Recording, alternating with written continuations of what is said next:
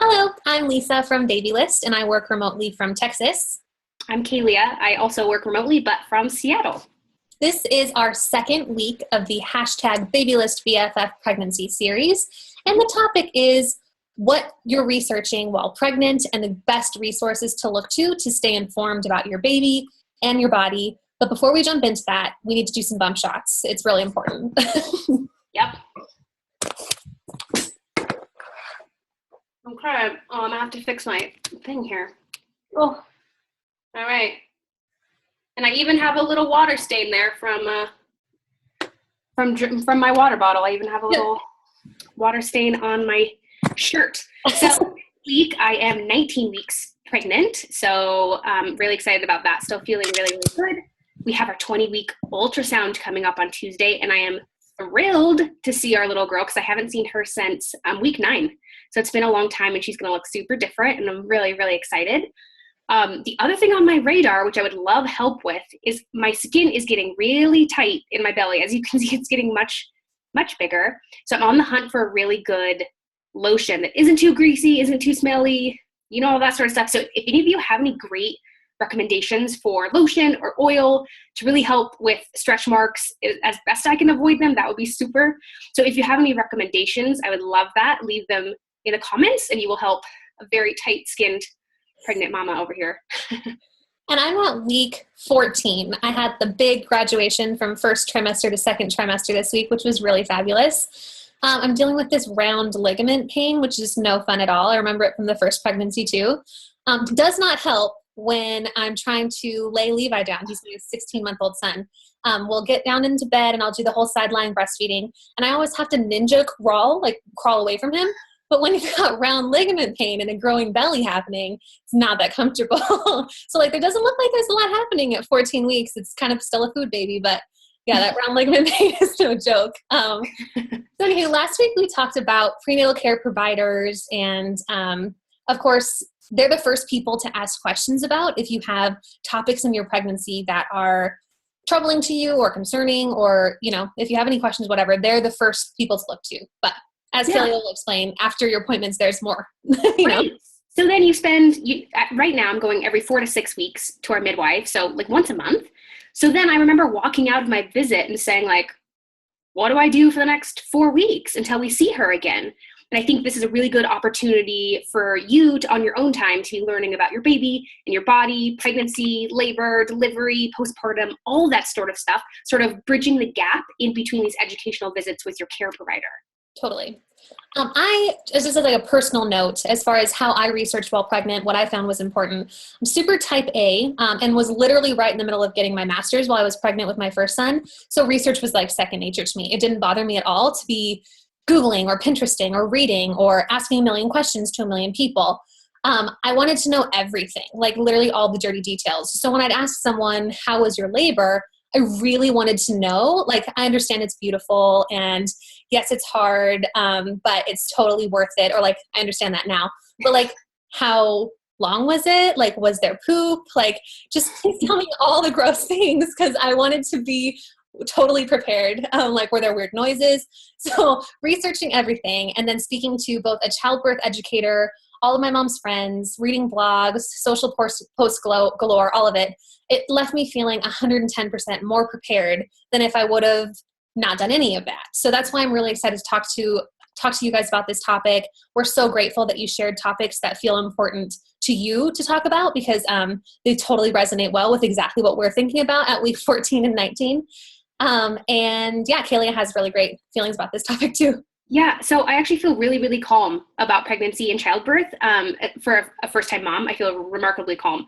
But I just kind of understand that I can't control anything in this whole process. And so I might as well just be really relaxed about it, right? But the funny thing is I worked, backwards in this topic of knowledge. I actually read and learned everything that I could about labor and delivery and postpartum years before I got pregnant, actually. So it's interesting, coming from the background in midwifery and also working as a doula for several years, it really gave me insight into what the process looks like a realistic view of what this is going to be. And so for my own pregnancy, the reading and research that I'm doing right now is mainly just a refresher. It's basically just me going over things again to make sure I remember things, relearning a few specific items. But it's also a really great time for my husband and I to learn together because he's brand new to this whole thing. And so it's nice, we're reading a couple books together and I read them out loud and we kind of have this dialogue. So I do need to remember sometimes that he doesn't know everything that I do. And so it's good for me to go back and review some really basic things with him, which is actually really, really fun. And I would say that the topics that I'm most interested in researching right now are breastfeeding, because that feels like a huge, important thing to me. And also that's postpartum time. Also seems like something that I want to spend a lot of time preparing for and getting ready for. But it does feel really interesting reading all these books from now the perspective of my own birth plan and my own postpartum time as opposed to someone else's. Right. So as you all know, there's so many things you can research and so many things to look up. And we've also already echoed before that Google is kind of a scary place. So we're here to help you navigate. We'll kind of lock down a couple of the hot topics that we think are worth kind of mentioning. First and foremost, your baby's development. Obviously, we're curious about what's going on inside our belly. We talked to our coworkers at Babylist, and one of them in particular said, I just wanted to know what happens when our baby's fingernails growing, when do they have hair, kind of morbid, but like when can babies survive outside the womb? Like all of these things that just the timeline was really helpful to understand. Me personally, I've actually found apps on my phone to be the most insightful with this.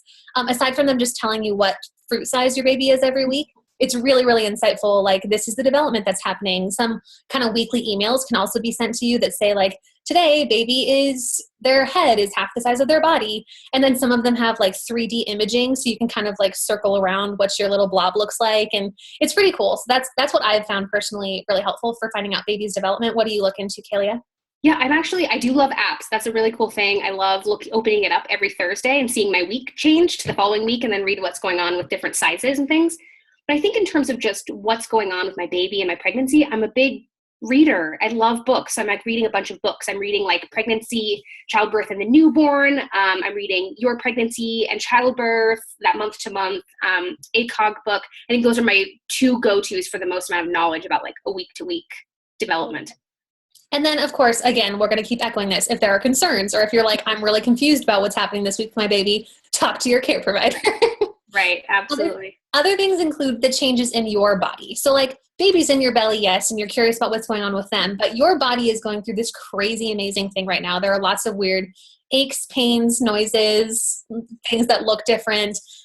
So this is another thing. What happens when was another, it's kind of, you're curious to know what's going to happen at the next appointment, what's going to happen, how big am I going to be, when are things going to start changing.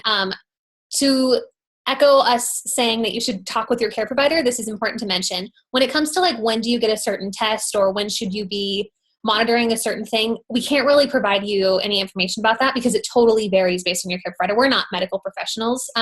So this is something that you should definitely ask. They probably have a handout in their office that's like, here's when you'll get a strep B test. Here's when the glucose test might happen. Like, we're going to take your labs at this time. Here's when the ultrasound is. And it's not a bad idea to ask. I feel very confident that they'll have that information readily available as they do for all the other pregnant women that ask. So, right. Yeah. And then when it comes to another thing, like changes in your pregnant body, I'm just now getting over this phase. So I totally hear you. Miss Heather Robinson on Instagram, who said how to deal with this nausea and fatigue and a coffee aversion to boot. It's the worst. The first trimester is like that weird time when you don't show that you're pregnant, but you're just really tired and sick. And people are like, congratulations on your pregnancy. So what works for me is just like a remedy that I've found to be helpful is tea. It doesn't always work, I'm not going to lie, but like sometimes mint tea helps a lot. My husband sometimes it's just hot water and he squeezes fresh lemon into it and then cuts up like fresh ginger and it kind of percolates. Doesn't taste super great all the time. And if you're super nauseous, it's like, don't even like get close to me with anything. But that kind of tea sometimes help. And then also eating, like I feel like I'm most nauseous and tired when I'm really hungry, which seems to be all the time, nursing one baby and being pregnant with another. But if it's debilitating, your nausea, talk to your doctor because I'm sure they have something they could recommend as far as a remedy, or there might be a prescription that's safe. But definitely check, even if this is baby number 2, because the pregnancy the prenatal care provider that I had for baby number 1 suggested a certain medicine for me. And then now here with baby number 2, only, however many months later, it's a totally different medicine. And the medicine I use for baby number 1 is like not the right one to use anymore. So I was like, great. Good to know. Thanks.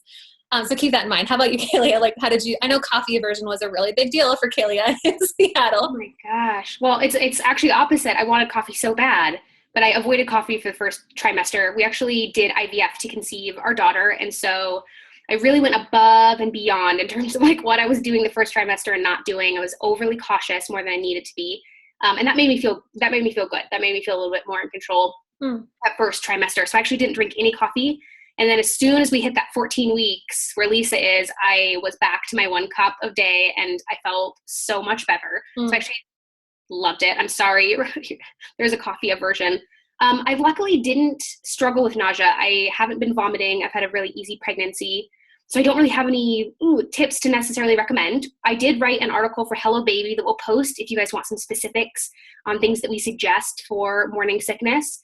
But honestly, I think one of my best just lifestyle recommendations is I drink a gallon of water a day at least. And I think that it's a lot, but I think once you get a habit of it, it gets a lot easier. And I just think that overall has made me feel a lot better. So I can't say that that's going to cure your nausea because I don't think anything is that first trimester with those tricky hormone fluctuations. But I think water is so important to your cellular health that the more water you can drink, just the overall better you're going to feel. The better your skin's going to look, the better your baby's going to feel, etc. So if I could say one thing, it's to just try to increase how much water you're drinking every day. I think that would really help you just overall feel better. Totally. I want to echo what she's saying because I'm horrible at drinking water. Like drinking a gallon of water sounds so hard. And I didn't drink enough water with my first pregnancy. I was fine, but then towards the end, I got so swollen and uncomfortable. And water, I guess, I was a summer baby too. So, I mean, that could be contributing because it was hot, but drinking water was the one thing that people said, like, really, really get good at drinking water because it'll help with swelling. But since I went from like not being good at drinking water to trying to drink a lot, I should have started the habit sooner. So that's what I'm definitely trying with this baby. Drink a lot of water, mamas. Other things that are, along with the lines of your changing pregnant body, aches and pains. I'm going to say Google is a scary, scary place for this one. Do not trust Google on this one because you seriously will just scare yourself really bad. You're obviously, transforming to hold a life. And I'm, as I mentioned before, like I'm dealing with this round ligament pain, but like I know it's round ligament pain because I've spoken with my doctor about it. So I'm not concerned that it's anything more than that. It's just kind of like a mild cramping. And it's funny, like, sure, you don't have a period while you're pregnant. It's not like a monthly bummer that you have to deal with. It's just kind of like a sporadic kind of ongoing, maybe every day or every other day thing for 9 months. So seriously, talk to your doctor. Call them, like not even a big deal. Because if you say like, I'm having weird pains, they will direct you to the right people. Do you have anything to say about aches and pains, Kaylee? I'm sure you'll probably just echo the same point. Yeah, I would say just like keep track of it. If it becomes something that's really unbearable and really bothering you, please mention it to your care providers. But I think that more than that, I think that pregnancy is just uncomfortable. So I think a certain level of discomfort is to just be expected and unfortunately just kind of tolerated. So there isn't a ton we can do about a lot of the aches and pains because it's a huge deal that your body's doing. But yeah, if anything is standing out, if anything just won't go away, please just mention it to your doctor, of course. Totally. And talk to your partner about stuff like this too. Like if they've been to your prenatal appointments with you or even if they haven't been, like inform them about what's normal. So then if there are times when you're feeling a little out of control and you're feeling like things aren't normal, like they can assure you, I was there at the doctor's visit. They said, this is normal. You're going to be okay. Like, what do you need? That saves my life a lot of the time when I'm like kind of feeling a little crazy and tired. And my husband's like, just take a deep breath, so having their support with this fear is a great thing. Next thing we can talk about, grand topic, is childbirth, obviously. This is the greatest thing to talk about when you're pregnant. Of course, there are a few hot medical topics that, I'm sorry, we're not medical professionals, so we can't give you great insight that your doctor could give you on things like placenta encapsulation or VBAC.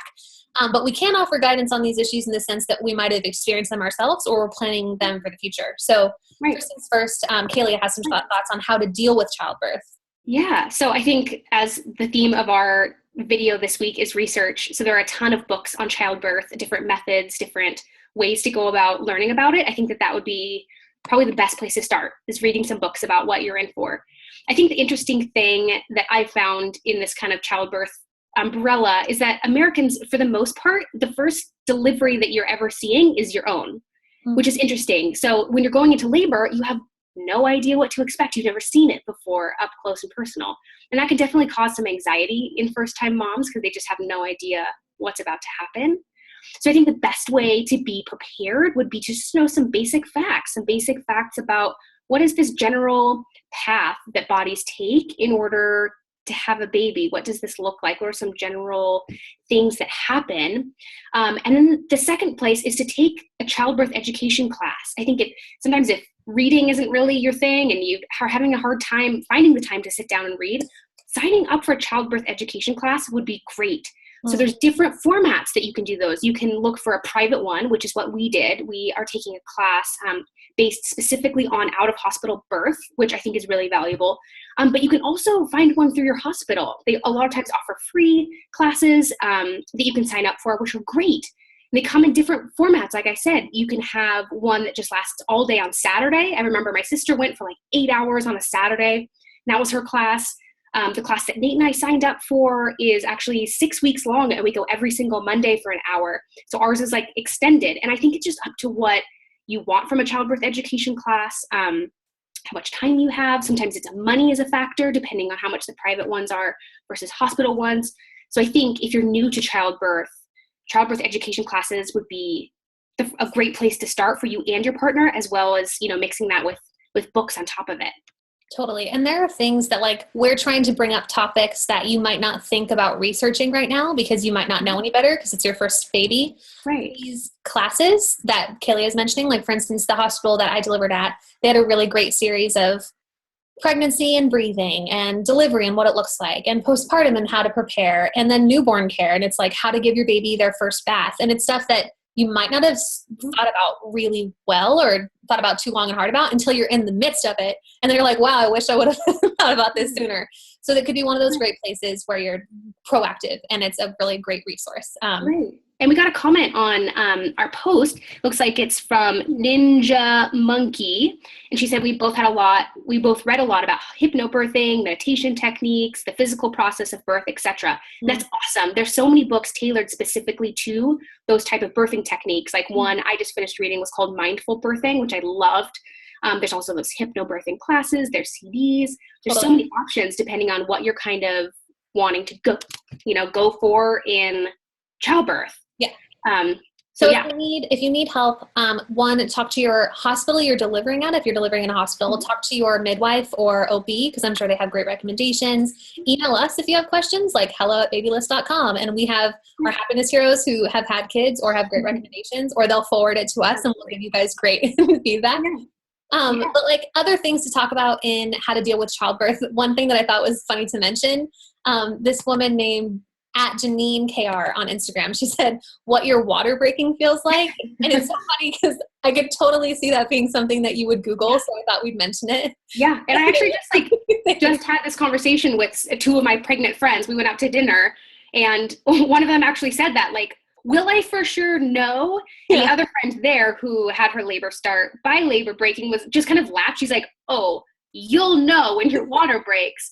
And so it's so interesting. Your water breaking can either be the first sign of labor, so it starts even before contractions start, and it can happen as a gush, or it can also happen as a trickle, just kind of a steady trickle.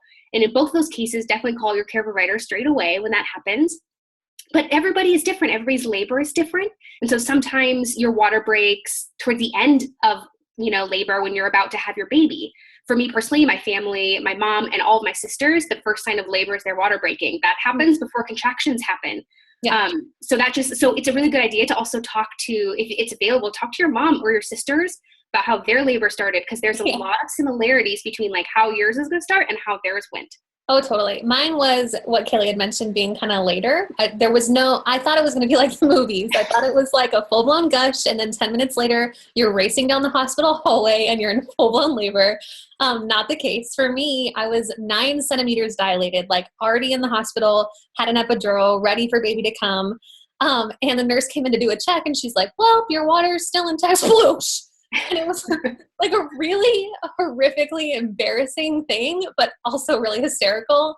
And for me, what it felt like was, I mean, things were a little bit numb, but it was just like a release of pressure. So it was like, okay, now baby's going to come. And literally within 20 minutes, like I was pushing and like baby came. So that was wonderful. But it's different for everybody. And it's a really interesting topic of conversation in your pregnant, like if you have pregnant friends or like mom friends to ask, like, how did your water breaking experience go? Yeah, if you have a really funny story, post it. I know one of my really good friends, her water broke when she was getting a pedicure right there in the chair. So share with us your really good water breaking stories because we would love to hear them. They're the best. And I mean, like I mentioned, like mine was really embarrassing, but I just told all you people and I can laugh about it now. Oh my God. Yeah, it's crazy. So another great topic to talk about and something I was personally very obsessed with researching was what to expect postpartum. And this is echoed by the people on Instagram too. They say at Valley Riches said what they, as far as topics she wanted to hear about, she said what they don't tell you about being in labor and post-baby. And it's funny because when you ask people, like I mentioned, how did it go? Like, how was the recovery? They're like, it was beautiful. Everything's fine. And I get why people would do that. Totally. Because postpartum is like a little bit rough. I mean, it could be a little bit rough or it could be really smooth. It's different for everybody, but it made me really nervous, like physically, emotionally. I knew it could be rough. So I wanted to know how bad would things be down there? Like, like what does it really look like? So I spent a lot of time reading people's birth stories. I was on Instagram. I think people have like really great comments on Instagram of their birth stories, which felt really cool. Lots of blogs have really great things and like time on Pinterest. And they also would kind of mention a little bit like how it was once things were over. So that felt kind of calming to me to read just a bunch of varieties of how it could go. That gave me a good, well-rounded idea. But I still, to be honest, I still wasn't prepared for what would happen to me. Like for a light overview, it won't be the same for everybody. But for me, I had, a vaginal birth. I did have an epidural. Baby was great. He was healthy. He had a big fat head. He was a big fat baby, like 14 centimeter head and 8 pounds, 6 ounces. So he was great. I pushed him out very fast. So like within 20 minutes, it was a very quick labor, which I was not expecting because I had read that the first labor takes a long time. So anywho, it was very swift and everything was fine. Everybody was healthy. Everything was good. There was tearing. And then post-baby, there was a lot of swelling and then like a lot of waddling. And actually like got a fever post-baby, like right after delivery, I got a fever and like my blood pressure was a little weird. So it threw my body for a loop. And then like 3 or 4 days post-baby, I was still kind of waddling and obviously still like stitched up. So it was a little rough, but it's not the same for everybody. I'm telling you because I don't want to be the kind of person who's like, it was beautiful and I was fine, because it was beautiful. I was fine, but there was a lot of, the swelling was whoa. It was whoa. I don't know how else to explain it. And I think that's the hard part about knowing how to prepare for postpartum is because you don't know what's going to happen. Exactly. Everybody's labor is going to look different, whether you have a C-section, whether you give birth vaginally, whether it's a really fast labor, a really long labor, how that goes for your body. It's going to be so individual. It's hard to know what you're going to need and what you're going to want afterwards. Totally. So I think you can research the best you can and set yourself up for success, but also don't put that pressure on yourself, that like it's supposed to go one way and then you can be really disappointed if it's harder for you and more painful for you, or if it's easier for you. That's another thing that you might say like, oh, that wasn't as bad as I thought. That's best case scenario, I suppose. Totally. What I really love for that is I have actually been listening to the Birth Hour podcast, and there's interviews about birth and postpartum, and it's just moms who are really honest about that. I feel like if you want to hear just a huge variety of what labor and delivery and postpartum can look like, that's a really good place to start. Just like listening to other women's interviews and things like that, and owning that like, this is my body. My body's going to do what it wants to do, and there isn't a ton I can do to control that, but you can set yourself up for success. And some of the ways that I think you can do that is one thing that we're doing that was mentioned several times on Instagram is placenta encapsulation. And we won't get into the whole nitty gritty about that, but I would love to answer any questions if anybody has any about that. That's definitely something I'm doing. I do think it is valuable for that postpartum time. So that's part of my plan postpartum. There are books, like there's one book that I really like. It's called Mothering the Mother, which I think is great. But at the end of the day, you just want to make plans to make no plans postpartum.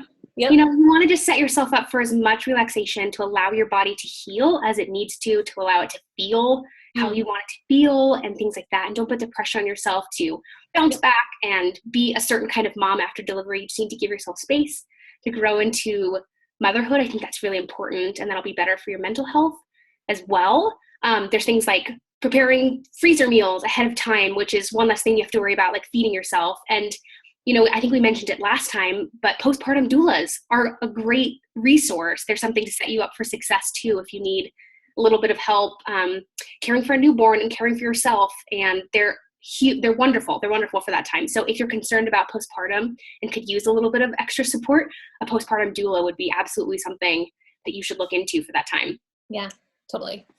So when it comes to postpartum, as we're saying, it could be different for everyone. You've heard my experience. You've heard kind of what Kaylee is working on doing. And then, like I said, it's good to just get like a well-rounded idea of what could happen so you're prepared for the best or the worst. Talk to your doctor about it. Talk to people who you know and love about it, all that jazz. Right, absolutely. And another like big thing that people are worrying about with postpartum is breastfeeding, if that's on your plan. Totally. That has a lot of anxiety, not knowing, because this is your first time maybe breastfeeding, but even in Lisa's case, breastfeeding 2 children is going to be, the experience is going to be totally different. Whether you're tandem breastfeeding, whether your first didn't, there's still all these variables that I think that research for breastfeeding is important. I actually just took an online class from Lactation Link. It was a 3-video series, and I liked that I could watch it at my own time. And I can also rewatch it after the baby arrives in case I have any questions come up. I really liked having kind of my own personal lactation consultant in my computer, which was really, really great. I love that. There's a ton of books, and we can recommend some of those. We can leave some in the comments. La Leche League is a great resource online. They have meetings. That would be something to really look into. And you can also take in-person breastfeeding classes. I know a lot of hospitals offer that too if you're starting from scratch and really would like a good hands-on breastfeeding kind of how-to before the baby arrives. Totally. And to echo Kalia, La Leche League is one of those big names when it comes to breastfeeding that I kind of just was like, I'm too cool for that. I don't need to call them. And my son was probably about a year old before I finally called them because I had a question and I didn't know who else to ask. And I was so bummed I hadn't called them sooner because they're very, very helpful. They give you like a personal cell phone number. If you look it up on their site, you can find the group in your area and the host from your area, and you just call like a personal cell phone number of this really brilliant woman who knows her stuff and has like all these resources and like a big bookshelf of great books with great information that she will tell you, like, I'll call you back because I'm going to do some research and like get back to you on this. So that feels really awesome, and they're really up to date on stuff. So give them a call, go to a group. They have, I think it's pre and postpartum groups. So just check it out. They're great. And then also I wanted to mention, while I was pregnant, one of the people I was talking to about having a baby and breastfeeding mentioned that WIC can offer great resources about breastfeeding. I actually wasn't like utilizing WIC benefits, but I found my local office and I found out they were doing kind of I think it was a 3-class breastfeeding series. And it was just about all the benefits of breastfeeding, how great it is for your baby, some pro tips on how to make it the easiest possible, and like really great. I think they gave me like a really great pamphlet of a good routine to try and follow, a good thing to try to track baby's feedings, and then also like how to, take care of your body. It was just really, really great. Free, totally awesome. I just went like 3 times and I felt really well prepared based on just being at a class. So I can attest that being in a class and talking to somebody who knows, and then you can easily follow up with the expert right after, feels very, very good. So yeah. And then at Rachel D. Patterson, asked about tandem nursing, heads up, like, she said she can't wrap her head around the logistics of it. I'm going to need like 4 arms after this baby comes. And that's totally how I'm thinking about that right now. I've already actually called the Leche League, and I've also asked my midwife for like phone numbers or resources. And she gave me the phone number to a good lactation consultant at the hospital I'm delivering at. So I'm excited because I've just started asking, because if you get into fear and you feel like a topic is scary, you just don't ask, you just freak out about it. Just start asking out loud. Like, do you have anything you can help me with? And some people will say no, but some people will be like, oh my goodness, yes, like this website is for you. This phone number is for you. Just ask, Yeah, absolutely. So following the postpartum, you're also thinking about newborn life, like newborn care, and bringing this brand new, tiny, delicate human home. And I think one thing that really helps me feel a little bit more secure is having taken an infant CPR class. So those can be offered through private places, but also at the hospital. And if you're worried about the kind of the safety of a newborn, I think that could be a really good place to start to look up an infant CPR class. Totally. And then we had someone on Instagram, Emma J. Sands. They said, feeding/pumping/sleeping schedule a newborn requires. How much volume should I expect to be pumping? I spent so much time researching this. My best resource was actually Pinterest. I know that sounds silly, but I swear I have a whole board dedicated to those different things. Like I have a baby feeding, I have a baby newborn care, I have all these different things. And it helps a lot once baby arrived, even as I sat down and was like kind of stuck under him while he was eating, I would just kind of scroll back and be like, oh yeah, I remember that article when I pinned it while I was pregnant. Like I'd love to read it now. So the best search topics that I found on Pinterest, just so you know, timeline of a breastfeeding baby or like timeline of a newborn. That the word timeline for some reason is just really good, and it pulls really great blog posts or websites that outline it super well. This one that I found for breastfeeding, literally like the first couple of days, it outlines how much baby should be eating and what your milk might look like and what your boobs might look like. And then it goes into the first weeks, and then it goes into the first couple of months as baby gets a little older. I think it also mentions like what color their poo should be, which I actually had lots of questions about. So a timeline of like a baby's development or a baby's digestive system is another thing. And the last thing Pinterest did was survival guide. So it's like new mom survival guide, newborn survival guide. Those pulled up really great relevant articles on Pinterest if you feel like searching around on there. Yeah. We also had at KDJ1037 asked about strategies for coping with 2 under 2. I will speak to this one because I'm thinking about that right now. The only thing that I've found very helpful is talking to moms with 2 under 2. So I've called and spoken with them, and they've told me it's not easy, which I know, I'm expecting. But one of them said they established a routine within the first 3 months of the new baby arriving, which saved their life. So I'm kind of thinking about that now. And like, I have all these worries, like what if I've cut my child's childhood too short? And what if I don't get Levi potty trained in time? And like, how am I going to love the second baby as much as I love the first baby? And they sound like crazy questions, but as I've spoken with other moms, it's actually not that crazy. They're having those thoughts too, which made me feel good. So just pick up the phone, try to call some people that have similar situations and get that validation. It's given me some peace. So hopefully it can help you guys too. Yeah, absolutely. And there was like we got lots of good questions that were good for Lisa too. We got from Emily Fee, the introducing baby number 2 to munchkin number 1. Oh yeah, that was really sweet. I'm thinking about it also. I have read that keeping baby number 1 super involved with your pregnancy is a good plan. So I'm already thinking, I'm showing Levi, my son, like ultrasound pics. I only have one, but like he doesn't totally know what it means, but I'm like trying to help him learn the word baby. So he understands like this picture is baby. And my belly's kind of small right now. So he knows belly button, like he goes, ba, ba, ba. But once baby gets bigger, it'll be like baby is in there. It's not just my belly button. And then I'm assuming like once the baby starts moving, that will be a really interesting experience. If tandem nursing works out, like I can't imagine what a great bonding experience that will be. So I'll keep you posted on that.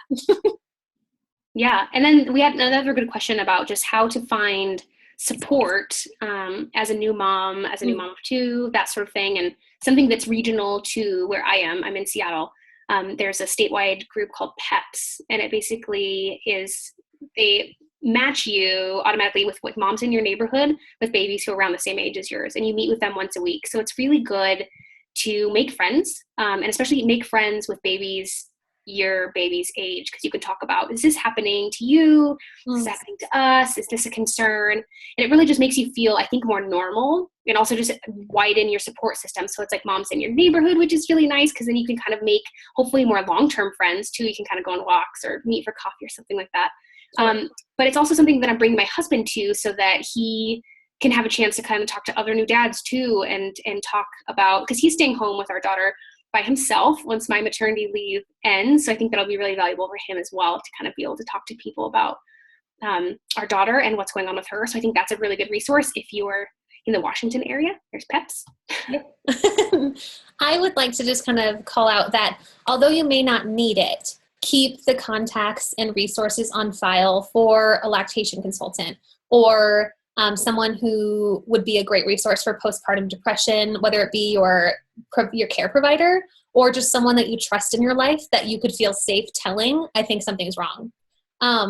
and this is not something that you might need once baby comes, but having those resources lined up before baby comes is a very smart thing to do. Otherwise, once baby arrives, your world is totally different, and your energy level is lower. So to have that prepared in advance is smart. So for example, with me, I have my mom. She's great. I love her so much. And I trusted her. So when like things got 3 days post baby, I experienced baby blues, which I didn't know what they were. It's not postpartum. It's just like your body just does this rush of hormones. I'm not a doctor, so like talk to your doctor about what they actually are. But I just experienced this thing that I didn't know about. And I called my mom scared, and kind of like, I didn't know what to do. So then I called my provider the next day and they kind of talked me through it, which felt good. But like I had someone I could trust in my life that I could talk to about that. And if I didn't have that, I would have spiraled out of control and that would have been scary, you know?